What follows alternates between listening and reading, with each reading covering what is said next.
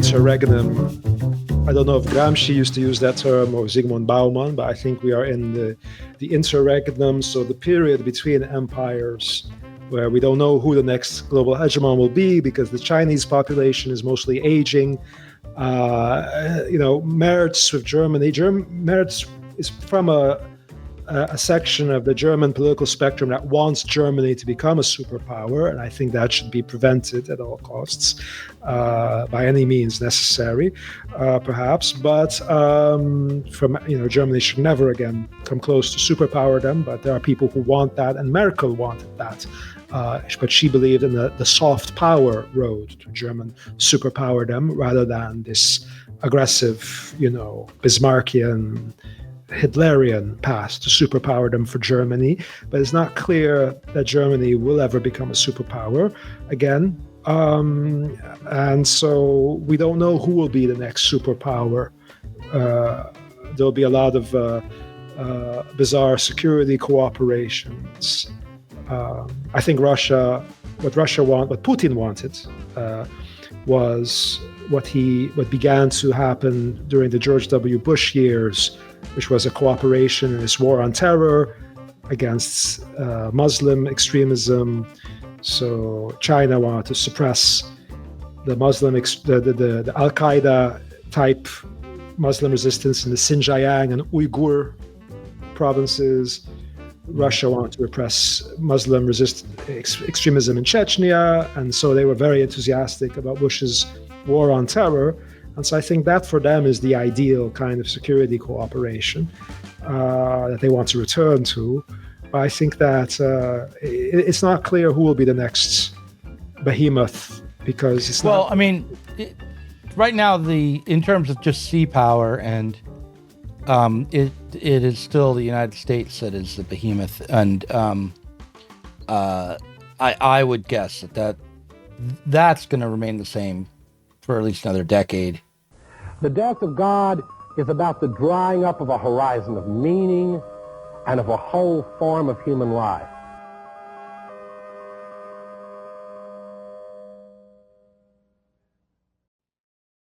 I don't drink Coca-Cola either. Just RC. You eat Wendy's, Taco Bell. No. No, Popeye's chicken. Arturo, you're back. The people who are going to be watching this will have already watched the first conversation. This is going to come out a week from tomorrow. Tomorrow is the first conversation.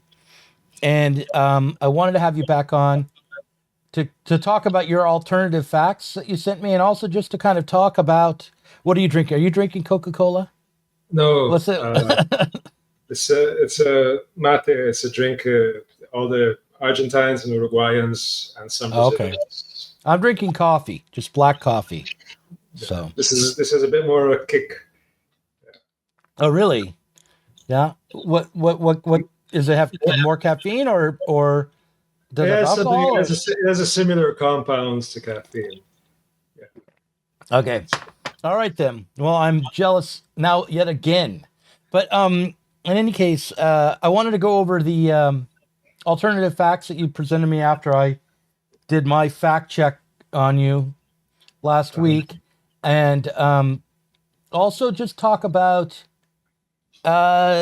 what America means today, what it has meant, whether or not the American Revolution still has any potential, and just sort of chat about it rather than try to score points or fact check each other, because I think I'd lose ultimately in that exchange. I don't know. I screw up dates a lot, so I'm not a historian. So yeah, I'm not either. What I guess what I want to start with is the question of the Monroe Doctrine as it's coming up again today in the context of Trump, and just and just start by asking you this, and then we can go into your alternative facts. In the context of a moment where the domestically in the United States, the Democrats have been exposed as attempting to shut down any possibility for political organizing within society, that by primarily by attempting to control all communication within the country. That people might say that's an overstatement, but that was you mean Silicon Valley is doing this? No, I mean the Global Engagement Center, the Department of Homeland Security, the CIA. Silicon Valley is simply the tech companies that are entwined with the state, or were entwined with the state, and are, again, in some ways, but it's more difficult in this moment to see just how that entwinement is going to work out. But yeah, a couple years ago, Matt Taibbi and Michael Schellenberg and Barry Weiss and Li Fang and a few others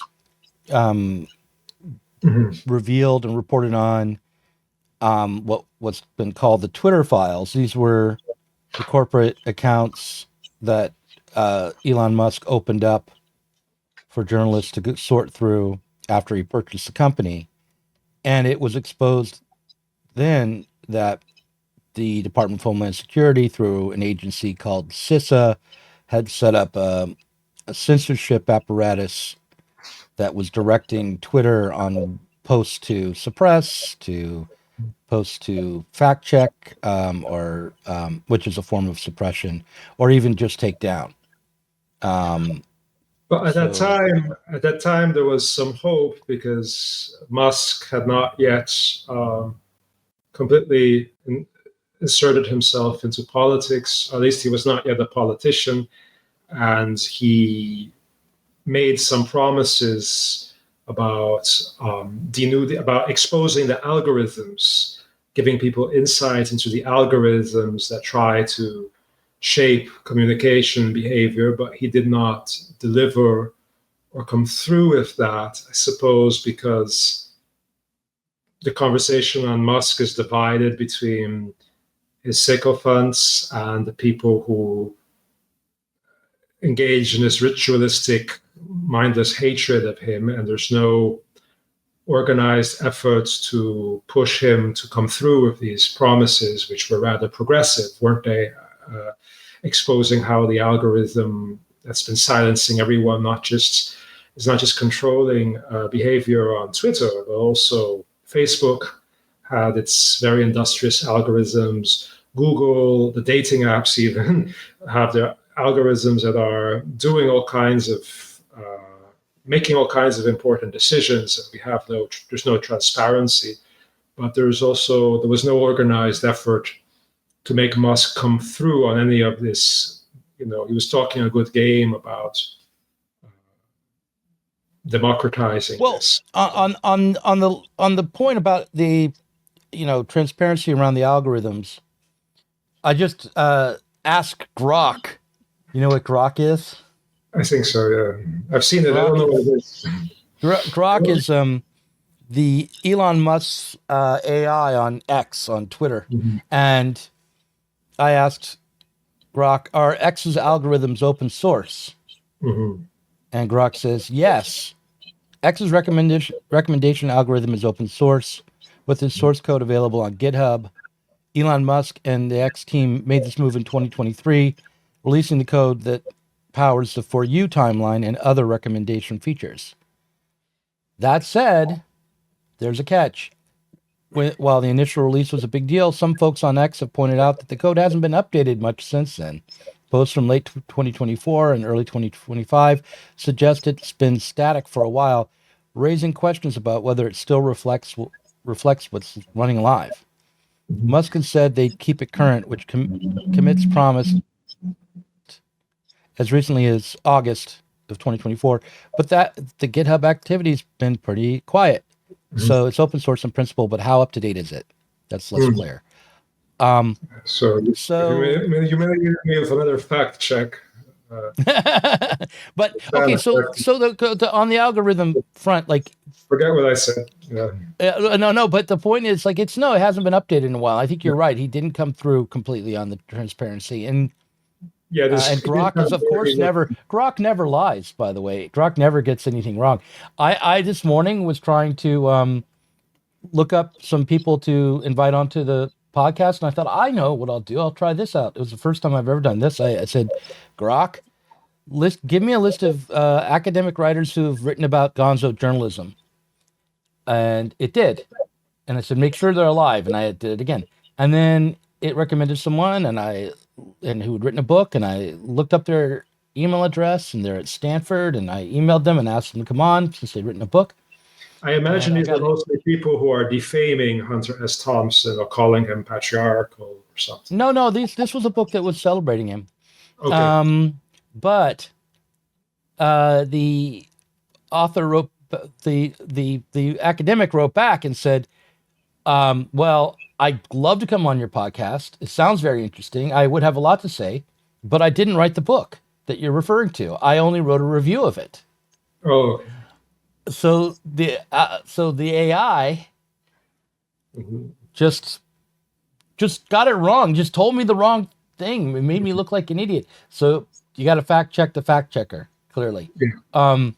But the point about Musk is, the broader point about Musk is Musk has, since he revealed all this about the intelligence agencies of the United States, has joined forces with Trump and is now taking a wrecking ball to the administrative state in a way that many people are quite concerned about, because it's coming along with the need to pass a new budget, and there's a faction within the Republican Party, including some Trump appointees, that want to take the axe to Medicaid, or appear to want to do that, and maybe SNAP benefits will be on the chopping block as well. So, I'm not for that. But I'm not.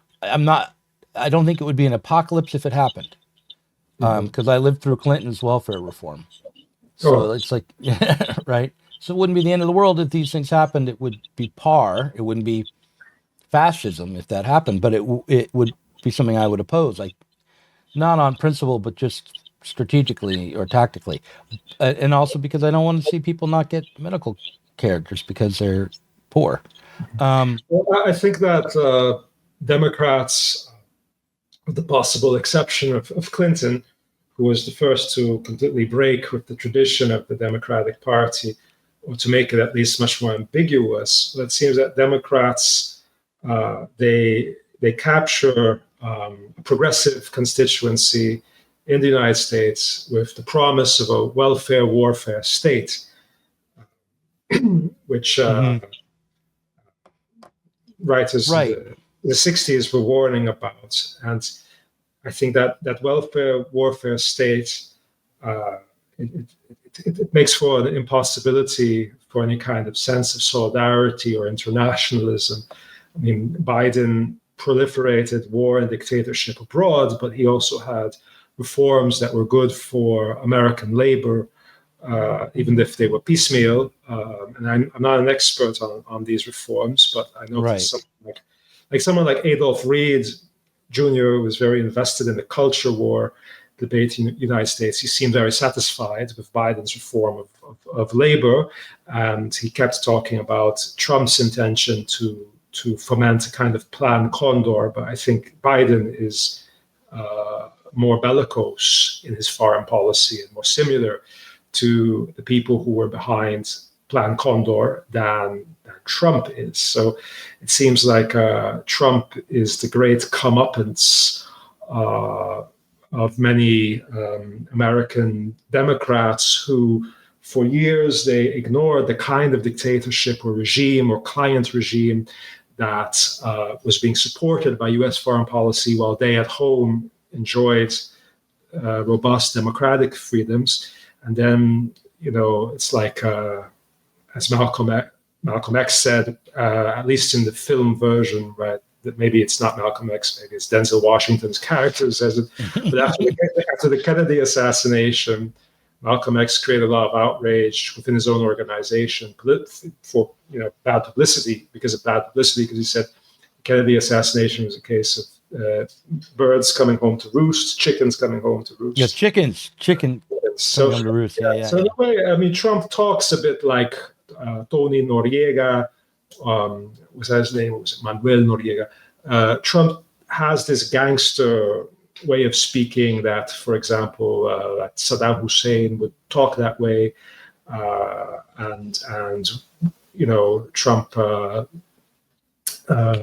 writes blacklists of public figures. I won't call them intellectuals. I mean, Amanda Gorman is not an intellectual, but he generates blacklists of liberal cultural icons who he dislikes, and he tries to overstep many bounds of the judiciary. He has Elon Musk trying to install a full-fledged technocracy with a couple of ambitious young hacks of his own, who have a very dictatorial way of doing things. And he's a regional bully, but somehow he withdraws from this scene of the global network of client states. He's not interested in continuing to fund the global network of client regimes. So it's kind of like imperialism turning on itself a bit. Instead of supporting democracy, hedonism, and limitless rights at home and dictatorship abroad, it brings the dictatorship back to the home base, but it also withdraws a bit from the attempt to export dictatorship in American foreign policy in a way. Well, I think that the idea that the West had unlimited democratic freedoms at home under the FDR, and that only now is the imperial apparatus turning on the domestic population is there's a reason to say something like that. It's not it's not completely from outer space, but it leaves out what I think of as the experience of, just say, the left only. It's not democracy as socialism understands it, but I don't know. You were free to write a book on welfare about whatever you wanted and say what you want, but of course, Democrats have been attacking civil liberties for a very long time, and in that way, Trump is also their comeuppance, because they had no respect for their hard-won civil liberties, like the First Amendment, freedom of speech, or freedom of assembly, freedom to organize. And so because they have no respect for these freedoms, now they get a sense of what it's like when they are being menaced rather than them menacing others, threatening to confiscate or take those freedoms away, which I think is part of the post-Cold War situation. I think that when there was a Cold War to fight, it was more important for the West to project the image of a defender of individual liberties, to make a show of how it gave refuge to the Soviet dissident writers, even as dissident writers, intellectuals in Latin America were being assassinated. But it was very important to show that writers from Eastern Europe, Joseph Brodsky, Czesław Miłosz, Solzhenitsyn, all these dissidents would find a shelter or a place to live in Vermont, New York, Amsterdam, wherever. It was very important to show that the West upheld these civil liberties. But after the Cold War is won, I think those that robust Western defense of civil liberties, or of things like copyright law, for example, the idea of intellectual property, right? I mean, all of these things are on the scrap heap now because they're not needed, because there's no points to be made, there's no debate to be won. Putin is just a conservative Christian capitalist. He's not presenting an alternative way of life. And so, like during the Cold War, a big argument or a big criticism of communism is that there is no copyright. And those were legitimate criticisms. Like, for example, an inventor who came up with a brilliant idea, a brilliant device or machine who solved an important problem in mathematics would still have to work some job every day instead of being able to devote himself to his ideas, because there was no remuneration, no praise of the individual's creativity and their socialism. I know a few families who have that story. A girl whose father was an inventor who continued to have to go to an office every day because there's no copyright, there's no benefit, there's no royalty, right? So the copyright thing was a big deal. The West, like today in Cuba, there's no copyright law does not exist. You can violate any copyright law. So, and I think, I don't know how that changed in China, if it changed. I don't think so. I don't think so, because they just imitated OpenAI, right, DeepSeek. Mm-hmm. So a Western critique of the East was that there's no copyright law, there's no individual freedoms of expression, there are no formal freedoms. But now you see in the West, there is no copyright law, because AI is a gigantic plagiarism machine. If there was any respect for intellectual property, Sam Altman would be in prison or courts, right? There is no privacy. That was also the big critique from the West towards the East, that there's no privacy in the socialist East. There's no freedom to organize. There is no freedom of speech, because PayPal confiscated the money, the income of independent news outlets like Mint Press, because of their criticism of the Ukraine war, and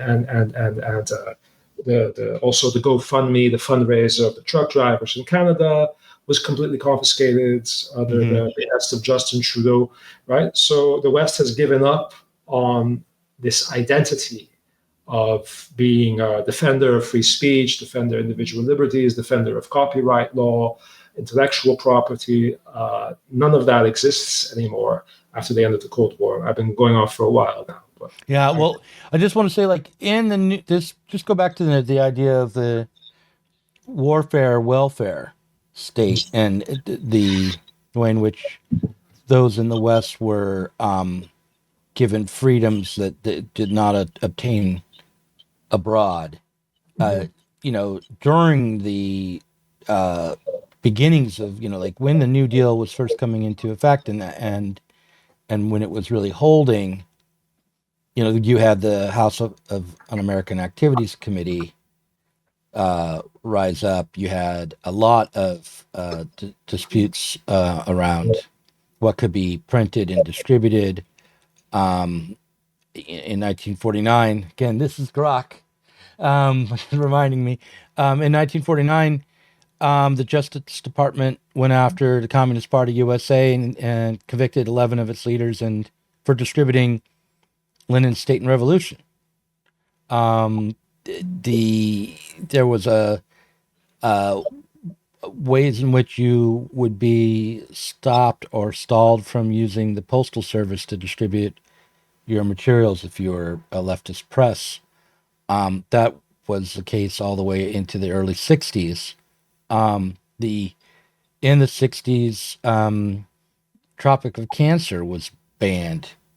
Naked Lunch went to court. Yeah. Allen Ginsberg's Howl went to court. Yeah. Right. And more than that, COINTELPRO was a program to infiltrate and disrupt and subvert attempts for political organizing within civil society, which was a violation of the First Amendment and the rights of people in U.S. society. So,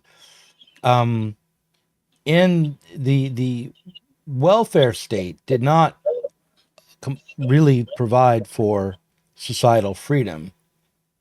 But what was different in the United States than other nations was that because of the constitutional framework it was possible to defend your rights in court, and it was possible to organize to defend them a bit more easily because of that framework.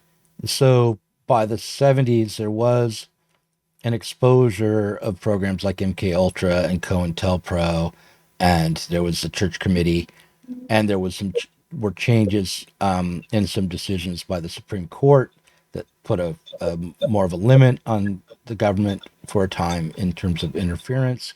But by the 80s, you were still having debates about censorship, what could be put on the radio, whether or not, it was a softer kind of censorship that I remember, but it existed, especially around music. And then in the 90s under Clinton, Tipper Gore. the terrorism was redefined, domestic terrorism was redefined. It was easier to suppress political organizing due to the changes of the law, and people were arrested In response to Waco, and to Waco. Timothy McVeigh, and Yeah, but it also targeted, environmental organizations, peace organizations, leftist organizations.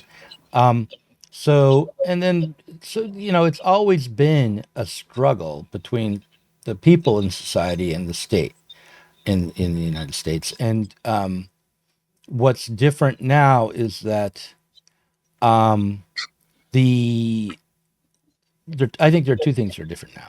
One is that the necessity for censorship has been felt most strongly amongst the progressive Democrats, and the Democrats overall, due to the rise of Trump. Trump, as a populist outsider candidate who was not selected by the usual mechanisms, was deemed to be a very threatening figure for that reason, and so there was a need to put his movement and his presidency to bed, to do what you could. I think that Trump appeared on the political scene after academia in particular had been developing certain ideas for a very long time that were problematizing freedom of speech. I guess mostly academics who cast, maybe academics who accurately observed that debating culture has something very testosterone driven about it and is not a very satisfying way to reach the truth, but they came up with something even worse than that, which is this culture of deconstruction and censorship in the name of privileging so-called marginalized voices. Debating culture, liberal debating culture, is something that can be criticized, should be criticized, because it treats, the search for, it treats dialectic or the search for truth through dialogue as some kind of sporting event, and with very bizarre rules, and it begins from the outset with two parties who have decided that they're not going to be convinced by the other. So it is anti-intellectual and partisan to begin with. And that's a style of debate that's maybe more defended by young conservatives and Republicans, but the alternative has been worse. I don't know, I'm trying to be charitable in thinking of how this horrible situation came about. But what I mean to say is that academia had been coming up with catchphrases like civil discourse, claiming that people with nasty or racist or Islamophobic, religious, and particularly anti-feminist opinions were not practicing civil discourse, quote unquote, and therefore did not deserve a platform. And that whole conversation on civil discourse, it really is decades before Trump. Delgado, an academic, I think his name is Richard. No, Delgado is often cited by Judith Butler and her this very strange book she has, the title it's not fearless speech. That's Foucault's paresia. But gee, in any case, one of Butler's early manifestos is an attempt to excitable speech. That's the title, excitable speech, which at first, it looks like she's going to agree with a defense of free speech because in the very beginning of the book, it looks like she's going to agree with it, but then she seems to gravitate more towards these people who want to make all kinds of exceptions. So there was a whole industry, a cottage industry on academia, of claiming that our notions of free speech are problematic, also claiming that our concept of sexual consent is problematic, and that feminists should be able to limitlessly expand the definition of sexual assault until it's completely subjective, depending on the aggrieved party to define whether it was violence or not, consent or not, after the fact. So that was, years before Me Too. All of this, a very complex, liberal, I think fueled by boredom, a complex liberal dismantling, a project to dismantle freedoms because they're boring or because they're not fulfilling. I mean, you can have freedom, but you can still feel empty in a stable society where your freedoms are not under attack. And so I think mostly it was ennui in the absence of a more ferocious enemy. Now they have Putin and they have Trump, but before then, I think it was more the common enemy of these academics was boredom, the boredom of their freedoms, the boredom of their sex lives, the sexual freedoms, the boredom of their freedom to say whatever they want. That's what motivated this postmodernist campaign to destroy free speech and to destroy due process, destroy civil liberties. And we're paying the consequences now. And one of the consequences is Trump.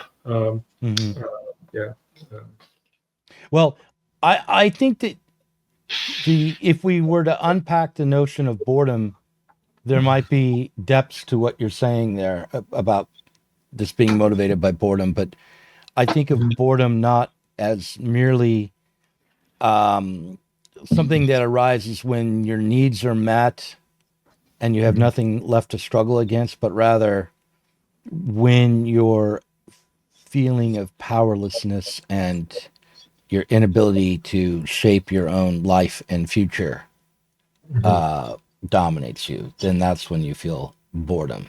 So there was a school shooter in the UK, a girl who started shooting an elementary school around across the street from her house, and there were all sorts of reasons why she was so unwell and distraught, and they were not all down to some sociological boredom, but nonetheless, when she was asked why she did it, she said, "I don't like Mondays." It was turned into a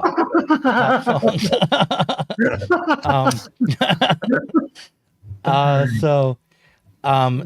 She was a bored teenager, and so anyhow, I do think there's something like that going on. But I would just say that, to go back to the welfare state, warfare state thing, the welfare state, while helpful for the most impoverished, is also a kind of trap or a barrier to independent political organizing and independent lives within the welfare state. I mean, if you talk to working class people, who really are, they're not teachers, they're not nurses, they're not professionalized, but just working class people.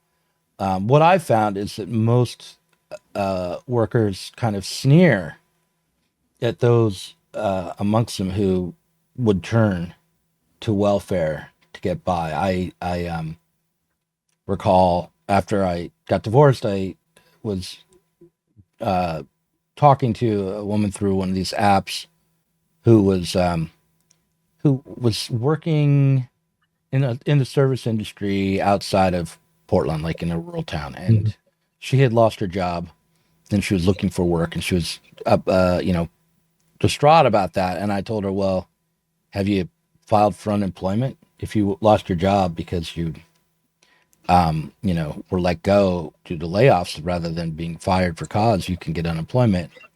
And she was like, no, I wouldn't take a handout. I'm not going to do that. I'm going to have to find another job.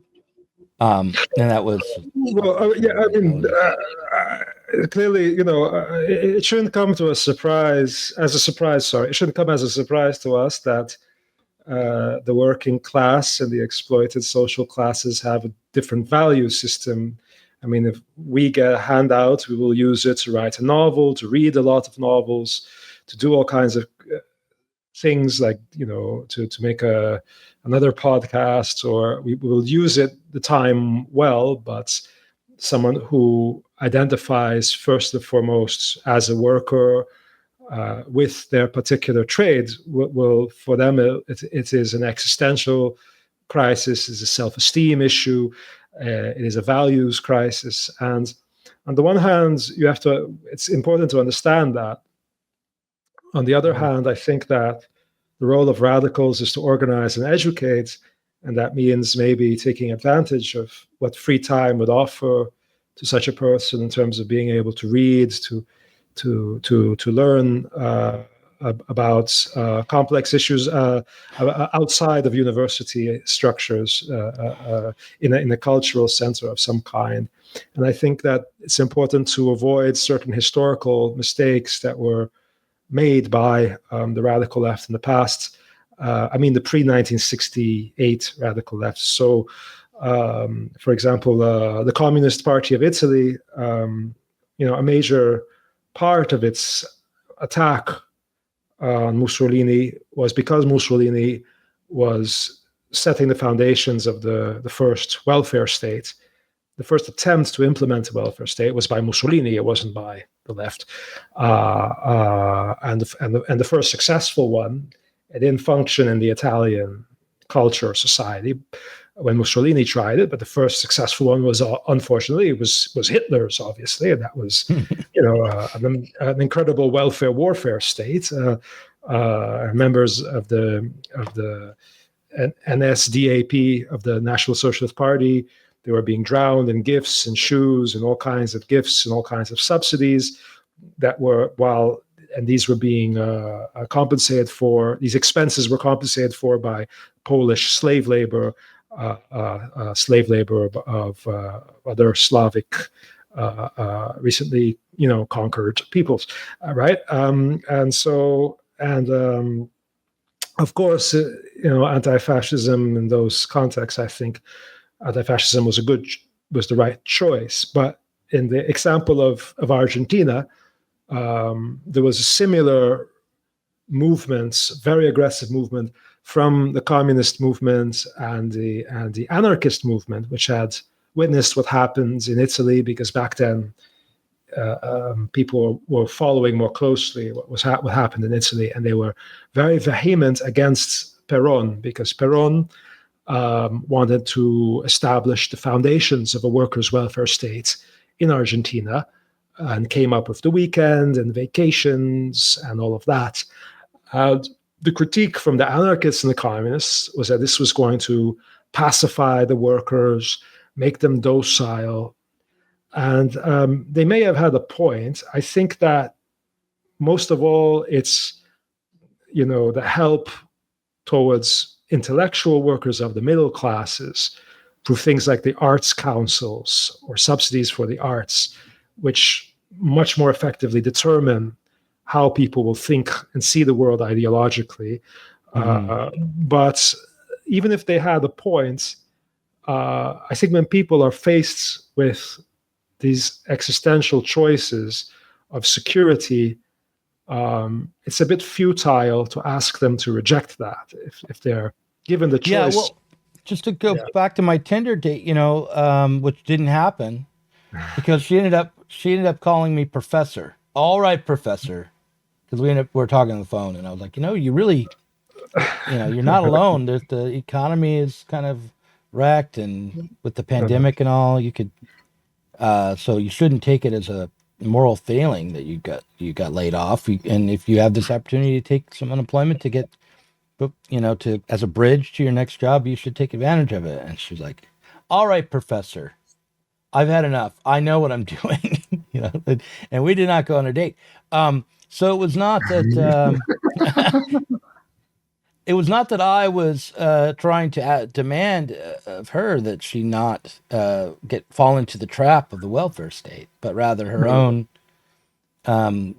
intuitive assessment of her situation was that it would be much better for her to have a job and have, and also to fall back on her network of social support and connections. Does she have one?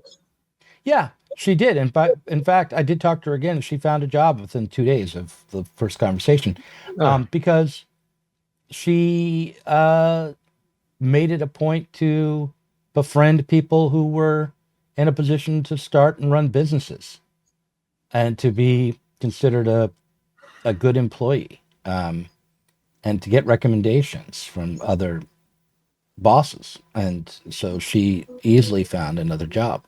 Not through Tinder. Not through Tinder. No, I don't know how it worked out for her through Tinder. Probably very well. I'm sorry to hear that. But nonetheless, but the my point is just that the working class people see their interests as aligned with at least the interests of small businesses and sometimes big capital as well, because if small businesses are succeeding, then they get work, and whereas they're less likely to be aligned with the social worker, the unemployment employee, the IRS, the FBI. So I'm not saying that being against the administrative state or being skeptical of the welfare state is enough, but I do think it's worthwhile to notice that at least in some sectors within the working class, there is a skepticism and that it has a logic to it. It's not merely a matter of them being uneducated and unable to, discover something good to do with their time if they're given the money. No, of course not. But I do think that there is no.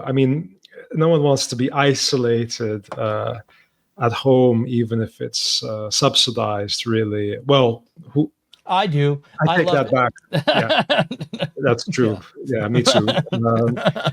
Yes.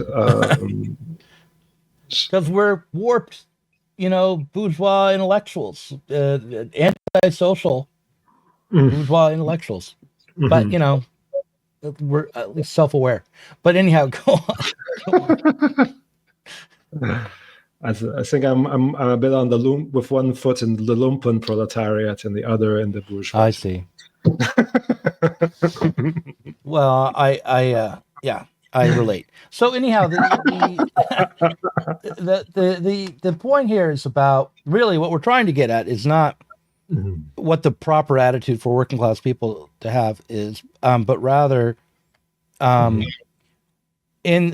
this political moment, what should be prioritized and how should we interpret the changes that are occurring in terms of alliances between nations and the kind of brawler gangster attitude of the current American president, and the way in which there seems to be a realignment going on, and finally the way in which we're being asked to return to, in the United States anyway, and I think around the world, although perhaps a good part of the world is not being asked to do this, but to return to what are the foundational principles of the republic, of the of the American Republic, not as an imperial power, but if you're referencing the Monroe Doctrine, you really are jumping back in time and trying to, and then you're faced with tracking its decline and distortion through time as well, which you did quite well in your alternative facts document, which you sent me after I had I hope suspicious fact check of you yes in the first house. I hope we can get into that.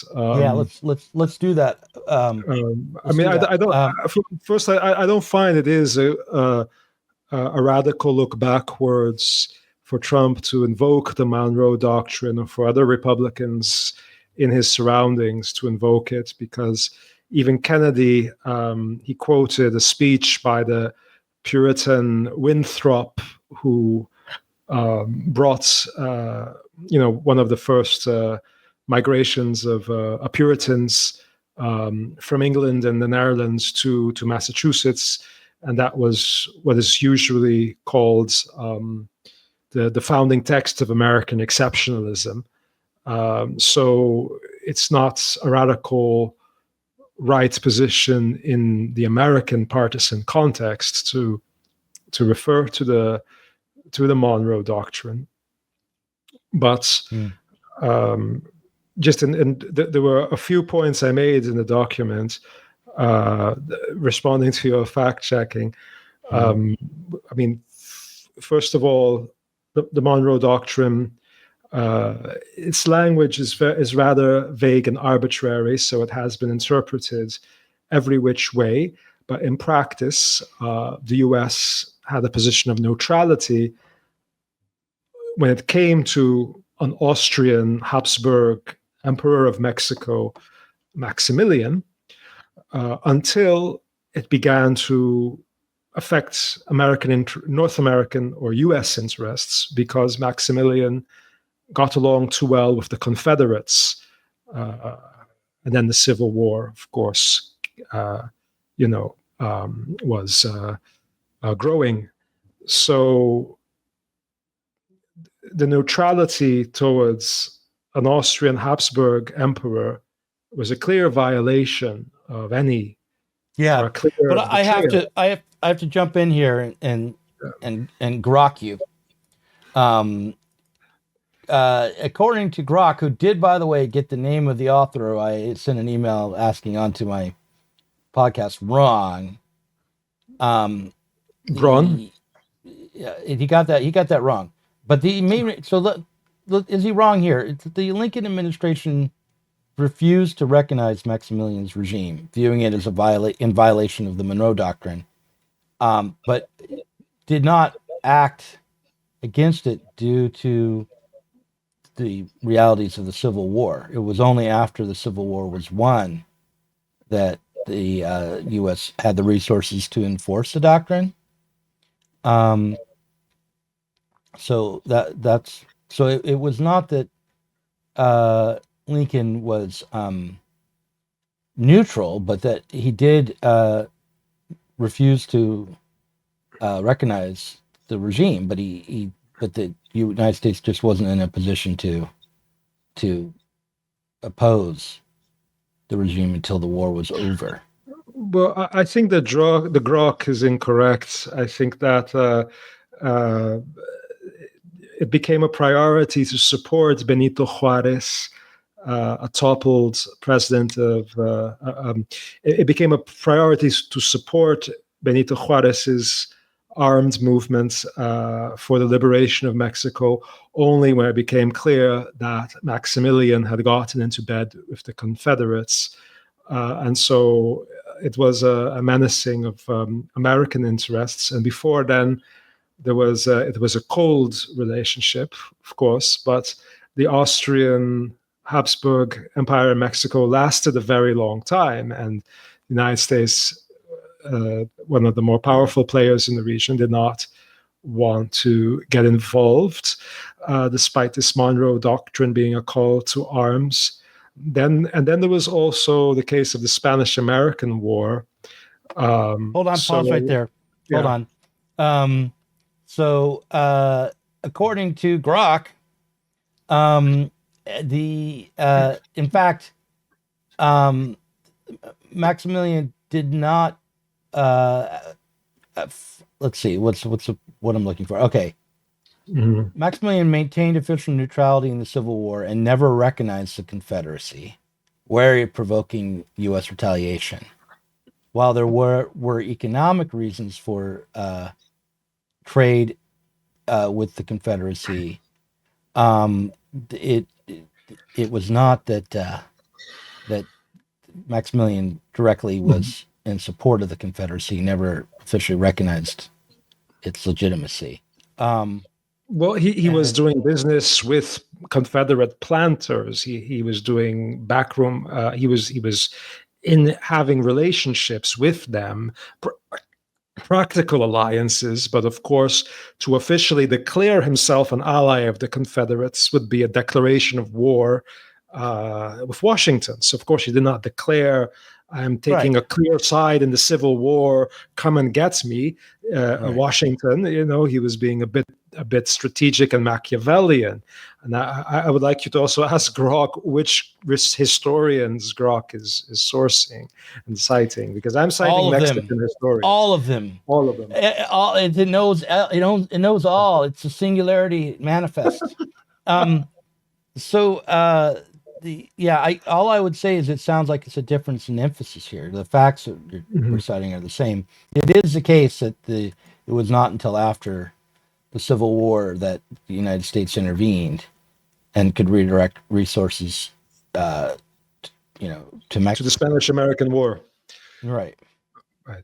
So there I also had a problem, because you see there are disputes between historians, and historians are ideological too. So many North American historians will insist that this was a case of the U.S. Uh, uh, by itself making and saving Cuban independence and the Cuban campaign for independence, and that's not true. There was an organized campaign of guerrilla fighters called Mambises. It's a word, might be of African origin, even though many of the people fighting in it were white or of other colors, of every color in the Caribbean.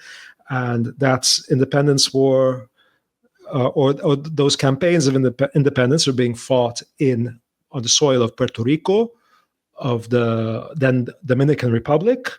That those were also people who had resisted Haiti, because Haiti tried to conquer the Dominican Republic part of that island, and Cuba, and there was a concerted effort that lasted.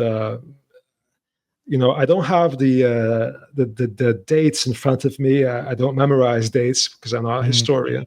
But the Mhm. Spanish-American War was after a 10 years war. So people like Jose Marti, the leading ideologue and poets of Cuban independence, leading intellectual of Cuban independence, who had been exiled in New York, in the United States for a time, and in Spain, he had fought in a 10-year war before the much shorter so-called Spanish-American War came up. So the United States got involved very late in the Cuban War of Independence for strategic reasons, namely to keep Puerto Rico, to not grant Puerto Rico the independence that the Puerto Rican independence leaders thought that that the United States, with its Republican values, with its anti-colonial values, would grant them, and it fragmented that whole effort, because there was a great cooperation between the independence movements on the island of Puerto Rico, the island of Cuba, and the Dominican Republic, which are all culturally very, very, very similar and places. And so after the end of the Spanish-American War, contrary to all the promises, there was a 4-year military occupation called the Platt Amendments. And the Platt Amendments, which was protested by the Cuban people, by the Cuban army, and the Platt Amendment, it justified itself on a civilizational argument. So the U.S. wanted assurances from the leaders of Cuban independence that Cuba would not become, in their view, a hellhole like Haiti, so that because a very important cause for Cuban independence was the abolition of slavery, right, which I think happened in Cuba before it happened in the U.S. So I'm not sure. Again, I'm not a historian, but the American mission was concerned that in Cuba there'd be a campaign of revenge, as there was in Haiti after Toussaint Louverture's revolution, in which there was a rampage that killed most of the plantation owner class and a great number of people of European descent. And so there was no basis for that in Cuba. There was no reason for that to happen. But the Cubans had to show that they would maintain some kind of racial hierarchy, and that they would remain, that was at least the rhetoric, that they had to convince the Americans that they would not become, a regional subversive or simply a chaotic place like Haiti. But that was, of course, a total violation of the, of the self-determination instincts of the Cubans. Of course, historians are ideological, so Latin American and Cuban historians will emphasize how the Cuban actors were the principal actors in the independence from Spain, whereas many North American historians will, with their revisionism and their agenda, claim that this was a gift from the US to Cuba. And so if you ask Grok, I'm pretty sure Grok will take that latter account. Well, let's see. What should I ask Grok? Give me the exact question I should ask it. Let's see. Who won the Spanish-American War? No. Why was the Spanish-American War fought? And and was it a gift? Was it a gift from the U.S. to Cuba? I don't know. Maybe you can come up with a funnier way. Okay. The Spanish-American War was fought over a mix of imperial ambition, economic interest, humanitarian spin, and a convenient trigger. Not some noble gift from the U.S. to Cuba. It's a messy story, less a handout, more a power grab with a side of chaos. That's Grok. Wow. Grok is inspired today. So Grok agrees with you, Arturo. Oh, wow. Grok and George Soros. That means no, it's not Soros. It's Musk. This is Musk's AI, not the Soros one. I guess it depends on who Grok is plagiarizing to answer this question. Which human is Grok plagiarizing? Oh yeah, well, let me ask him for his sources. Yeah. And I don't know if is Grok a he? What sources did you? Well, let's go down that rabbit hole. How to gender Grok.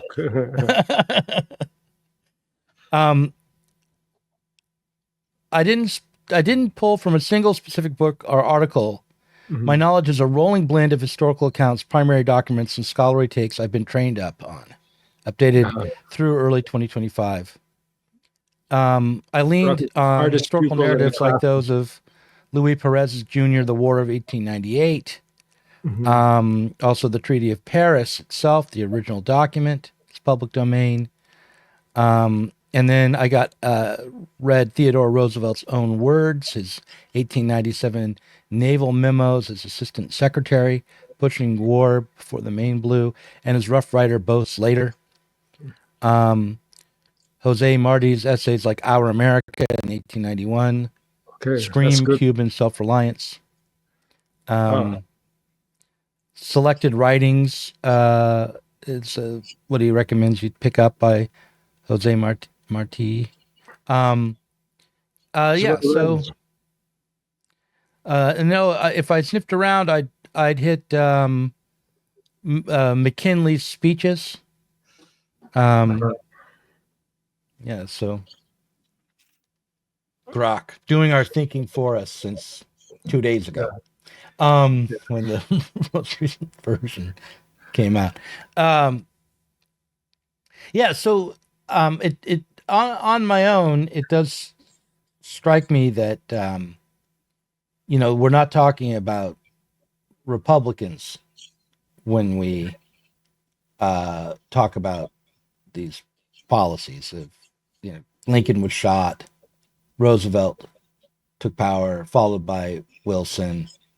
This is the beginning of progressivism in the United States. So, I mean, broadly, without nearly as much, without having read everything, but without being able to cite my sources the way Grok can, I would just say that it seems to me that Theodore Roosevelt. Go ahead. Well, let me just finish the thought. Okay. It seems to me that the failure of the Civil War and the defeat of kind of the labor Republicans and the Republicans around that time helped to bring about the imperialist ambitions and the changes in American policies at the turn of the century. Would you disagree with that, or? No, I mean, I don't disagree with that. I think that Theodore Roosevelt is known for what's called the big stick policy, and I think I'm not sure, but I think his was the corollary, meaning an addition to the Monroe Doctrine that made it very specifically about expansion of American power and influence in the region. And I say this, I was born, raised, and it went along with the expansion of the state's power over society domestically. Those things were connected. Sure. Roosevelt's, led into the full flowering of the administrative state under Wilson, and there was continuity between Roosevelt's policies around administration and Wilson's later. Right. Well, I mean, all of these elites, whether they call themselves fiscal conservative or liberal or whatever, they all have a shared understanding of what fiscal reality is. And so if you want to give benefits to the people in their understanding, their worldview, if you want to give them benefits on a domestic scale, then that money has to be compensated for. It has to come from somewhere. And in the case of in the case of people like Biden, or in the case of his predecessors in the Democratic Party, it comes from these imperialistic wars. It comes from the enormous profits that came from Afghanistan, that came from the Ukraine war, as well as the suppression and destruction, or just the suppression of many emerging economies through the sanctions regime, which I think arrived at an unprecedented number with the Biden years, right?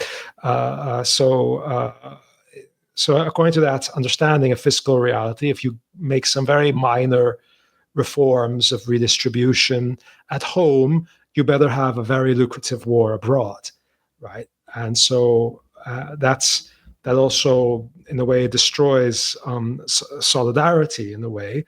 It just reached a farcical degree that became impossible to stomach for people towards the end of the Biden administration, with this completely acritical, and not just support, very active involvement also with Israel in the region, and all the terrible civilian casualties. It became impossible for people to stomach what they had been stomaching all along through the Ukraine war and before. Right. That. Well, I want to return to the 19th century for a moment, though, and the early 20th century. Just remind you that while it's true that the elites do share a certain sensibility, Abraham Lincoln was born in a log cabin, a small one-room log cabin. He was dirt poor. In fact, literally the floor was dirt. No, he was a That's all. revolutionary of in some form. I'm not talking about Lincoln. But I'm talking about Roosevelt and other. These patricians. Whether they are of the Democrats or of the Republicans. And of course, those two parties have changed their entire ideology Right. in various ways. When it comes to something like the welfare states, which is relatively recent, and in part, I think it became very robust. It only became more robust in the U.S. After the abolition of slavery, of course. But the welfare state has to be justified according to a notion of fiscal reality among these elites. And so money has to be coming. If you're spending money, then it has to be compensated by something, and that something usually is war and imperial rapacity. And so there has to be a way to get past that paradigm, to find a different form, a different ideal of redistribution that's perhaps realistic, but is also not depending on war and on exploitation of foreigners or exploitation of conquered peoples abroad. And so I think that I don't know how I forget how we got started on the welfare state. Actually, You brought up the welfare state framework, and I stuck with it because I think it's really worthwhile to remain there. Not because because when we think about the Monroe Doctrine, Monroe was a member of the Democratic Republican Party, which only split with Abraham Lincoln. The split was driven by Lincoln's and the radical labor Republicans' desire to abolish slavery. Actually, Lincoln was a moderate in comparison to the radicals in his own party. But the point is that there is an American revolutionary tradition, which also has faced counter-revolutionary tendencies, and that the way that the state is governed here now is really a result of a long counter-revolution in the United States that has been organized against and struggled against in various ways, but to lesser and lesser effect, I think, over the century and a half or so since then. So it's the most successful, one of the more successful models of federalism, I think, because like in Argentina, for example, you have a similar structure, but all of the provinces in the north of the country, they feel that they are internally colonized by the capital, which is Buenos Aires. So there you have a federalism that doesn't work as well as it does, where, to the chagrin of people in Los Angeles and New York, what the people in Ohio want is actually, it matters. What the people in Utah want matters, and they can't stand it. But that's an effective federalism. Like the European Union doesn't have it, right? What matters is what the economic hearts, if you want to call it that, I wouldn't want to call it that, of the EU, Germany, the Netherlands, Denmark, what they want matters, and the Greeks can go fuck themselves, right? So if it was an American structure of federalism, and Yanis Varoufakis talking about the United States of Europe, I don't agree with that. However, I don't agree that's an ideal to strive for, but it certainly does work better in the U.S. Of course, U.S. is more homogenous in terms of language, but the Greeks don't have the rights in the EU that people in Ohio, that people in the U.S., that the people of Ohio have in the U.S. That's also because the EU is more of a confederacy, not in the American understanding, but it's more of a confederation than a federation. The federalism was not successful there, and it's not successful in most of the Americas. It's a failure definitely in Argentina, which had a revolution that was quite similar to the North American Revolution. I say North American not to be ideological, but because psychologically, if I say the Americas, I'm thinking of the whole continent. That's why this whole thing of Gulf of America, I don't think anyone's following that south of the border, because if you ask anyone what is America, right, in El Salvador, they'll say we are in America. If you call it Gulf of America, it doesn't have that connotation that in the U.S. Clearly, it has this connotation of like freedom fries or this. No one in Latin America will think that Gulf of America is a deliberate attempt at theft or at plagiarism, or not plagiarism, but you know what I mean. Yeah. Historical revisionism. No one cares about that. Mm-hmm. What if we renamed it Coca-Cola Presents? Yeah. The Gulf of America. Yeah. New and improved. What about that? That would be a lot clearer. That if Trump wants to make a point, he has to do that. Yeah. So I am against the renaming of the Gulf of Mexico, not because not for ideological reasons, but it was a body of water whose name I knew and I could pick it out on the map. As an American, that's always a challenge. And now they've renamed it. I'm gonna get confused. No,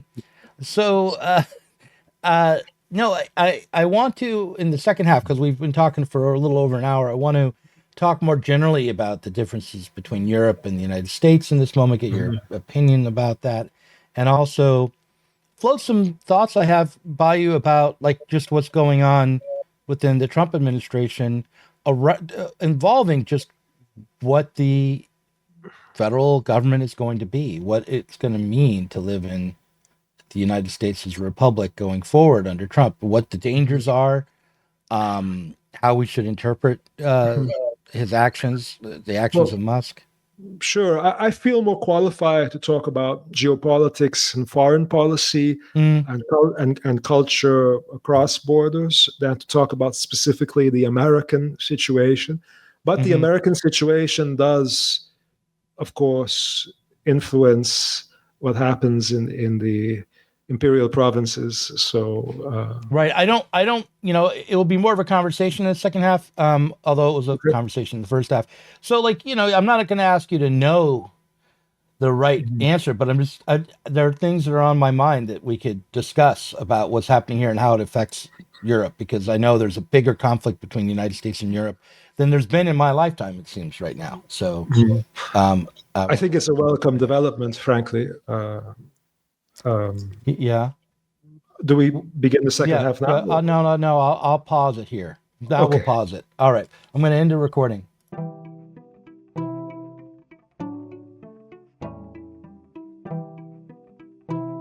If you enjoyed this conversation, please do consider supporting us on Patreon. Our patrons help to make sure that Sublation Media can continue to provide interviews, videos, books, and articles that are critical of the left from the left. If you are tired of remaining stuck within bourgeois ideologies and politics, help us sublate them both.